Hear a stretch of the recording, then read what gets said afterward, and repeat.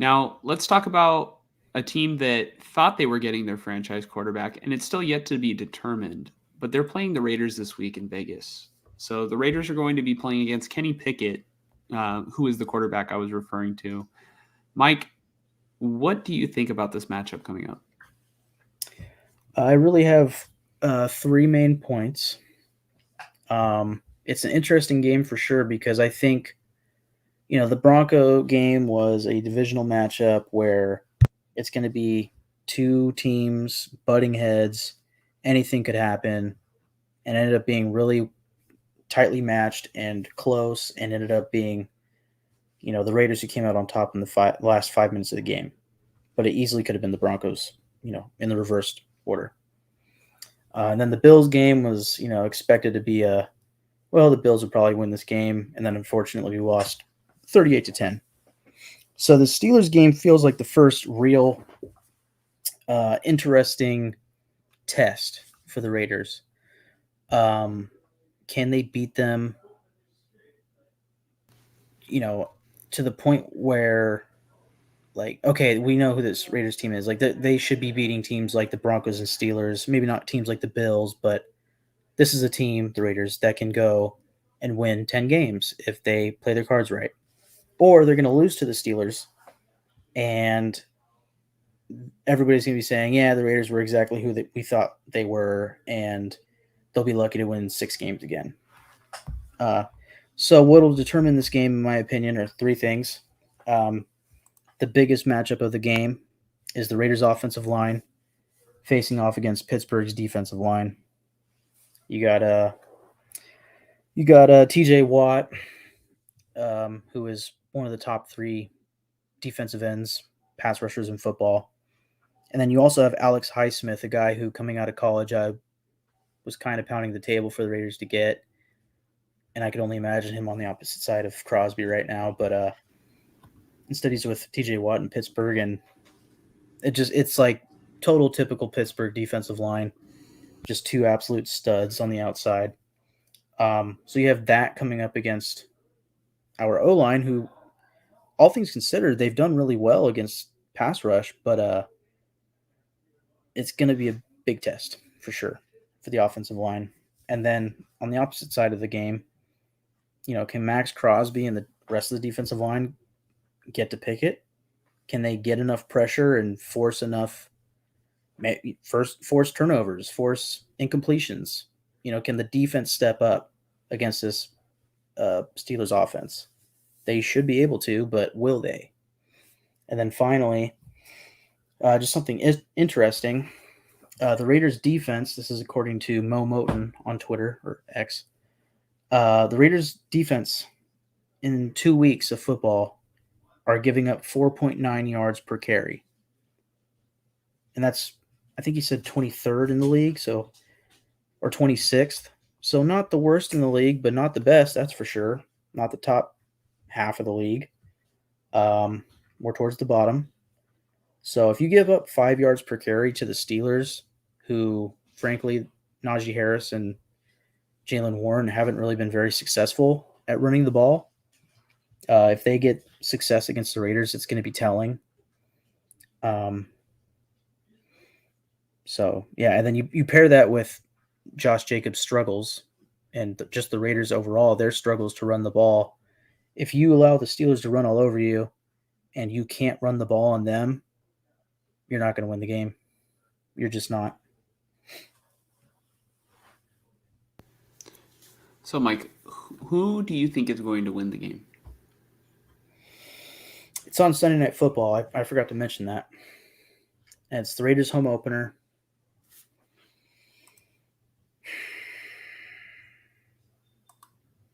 Honestly, I really didn't think about it too much. I just I can't help but think, coming off the loss to the Bills and seeing the way that the Steelers' defense played against the Browns tonight, I'm not feeling too hot about it. And then we face the Chargers week 4. The only thing that makes me want to say, and that makes me lean towards the Raiders winning this game, is because it's their home opener.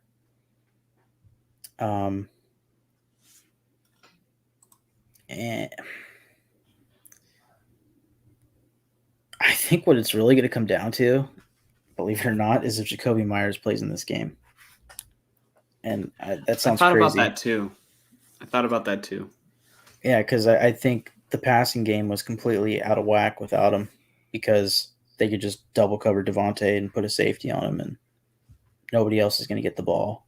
And they can't run the ball, apparently. So, and I mean,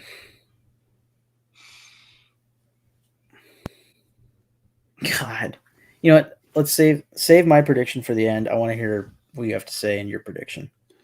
Okay. So I'm gonna keep it very blunt for Raider fans. I'm gonna go ahead and say this. This is my brutal, honest take of the game. I think this game can go one of two ways. It's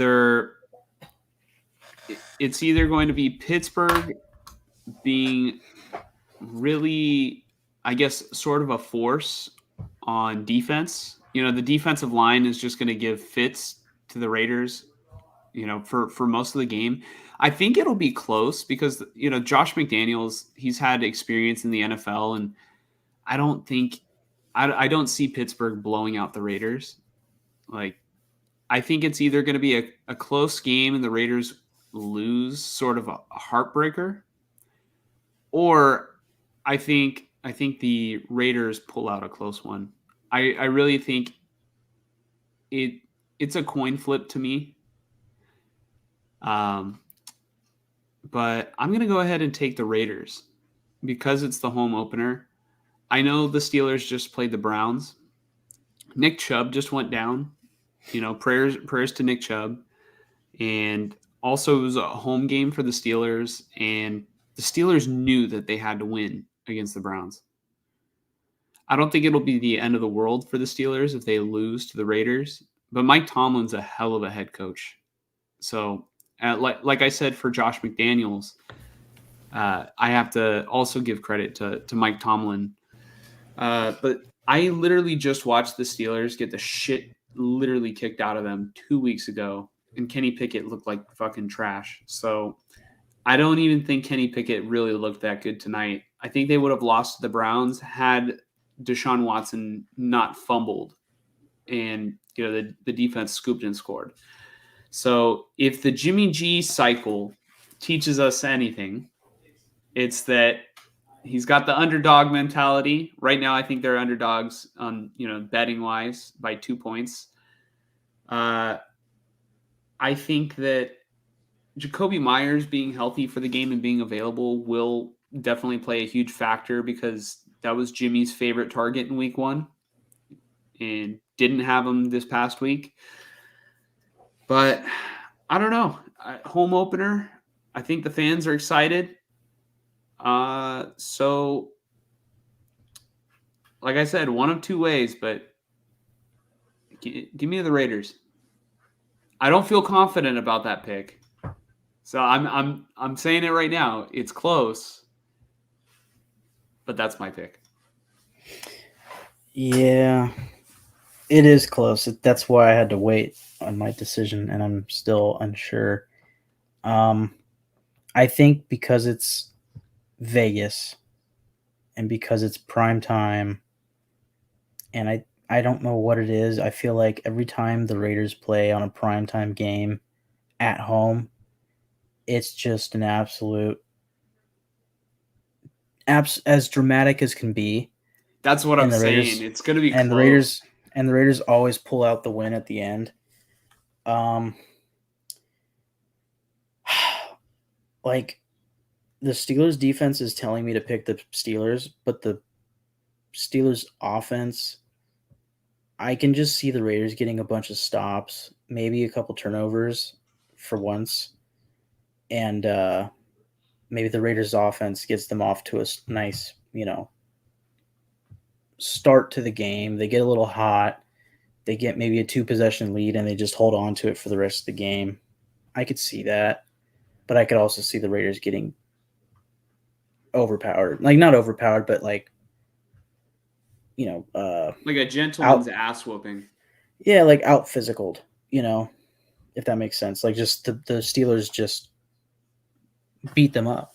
Not Yeah. like 38-10, but I'm saying like the Raiders lose a 3-point game because the Steelers defensive line just kept getting to the quarterback or the running back, and Like a close, like a 3-point game that you're saying like maybe didn't feel close.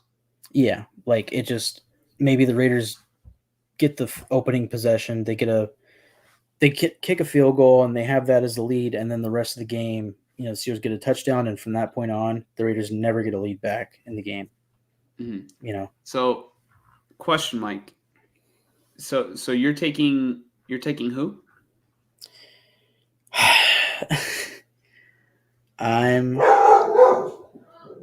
I'm picking. Your dog's saying, "Wait, Mike, don't say it. Yeah. Don't. You're gonna be wrong. Think about this." This is so tough. On Sunday Night fucking Football, goddamn. Because this gives me vibes of like when they played the Ravens, just a couple years ago and beat the Ravens, and the Ravens were the better team than the Raiders. This also gives me vibes of when they played the Patriots last year, and Chandler Jones had the final play where he took the lateral. Yeah. I'm picking the Raiders. Picking the Raiders? I'll pick the Raiders, yeah. Okay. I can see Josh McDaniels kind of being in his bag in this game, and the defense getting enough stops and hopefully some like interceptions on Pickett, Mm-hmm. I will say this too. One of the reasons why I'm picking the Raiders is because I feel like they have no choice but to win this game, because we went through the schedule last time and we went over like what the winnable games are. This is definitely one of those winnable games. And if the Raiders lose 2 straight, and like it's a new quarter, it's a new system, like having Garoppolo under center versus like having Carr. But man, that locker room is going to be vicious with, just. It would kill the morale if they started with 2 straight losses after a divisional win, and then going in against the Chargers, who are currently 0-2. I don't know who they face in week 3, but I doubt they lose a 3rd straight game, and if they do, they're not going to win a 4th or lose a 4th straight game. Like the Chargers are going to have their backs against the wall. Granted, if the Raiders lose this game against the Steelers, they will also have their backs against the wall. But that Chargers-Raider game is so interesting to me. But obviously, it starts with the Steelers game in week 3, and I'm really hoping they win, but I can totally see it going the other way. But this is a must-win for the Raiders, I think. Yeah, it is. I think, like I said, they're the first 10 weeks of the schedule. I see 6 or 7 games that are absolutely winnable, and that includes like the Giants and Jets, right? But not all those games will be won, but a lot of those games that can or should be won need to be won for them to, have a chance at the playoffs later.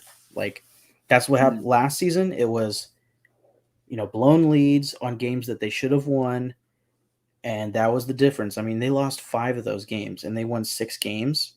So you add those 5 games or just give them 3. They have 9 wins. So give them 4. They have 10 and might make the playoffs. That's the difference. You have to win those games that you need to win.